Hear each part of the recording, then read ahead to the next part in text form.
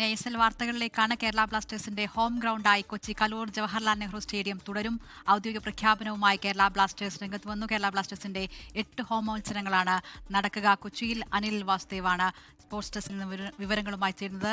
അനിൽ, നേരത്തെ കോഴിക്കോടല്ല കൊച്ചിയിൽ തന്നെയാകുമെന്ന സൂചനകളുണ്ടായിരുന്നു. ഇപ്പോൾ ഔദ്യോഗിക പ്രഖ്യാപനം എത്തിയല്ലേ?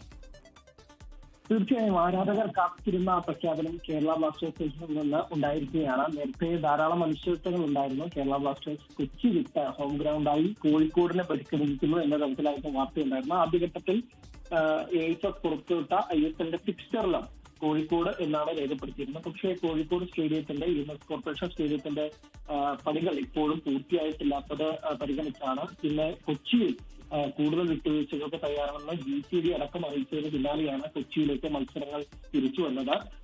ഈ ISL തുടങ്ങിയത് മുതൽ കേരള ബ്ലാസ്റ്റേഴ്സിന്റെ ഹോം ഗ്രൗണ്ട് കൊച്ചിയാണ്, കലൂർ സ്റ്റേഡിയമാണ്.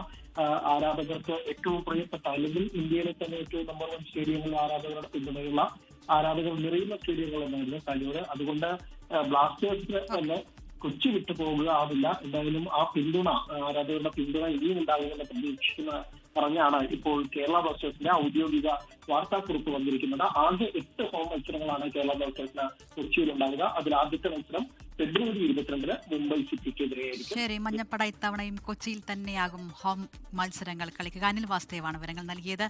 ലോകത്തെവിടെയായാലും ഏത് സമയത്തും 24 വാർത്തകളും ഓഗ്മെന്റഡ് റിയാലിറ്റി പാക്കേജുകളും എക്സ്പ്ലെയിനറുകളും വിശദമായി കാണാൻ ഞങ്ങളുടെ യൂട്യൂബ് ചാനൽ നിങ്ങൾക്ക് സബ്സ്ക്രൈബ് ചെയ്യാം.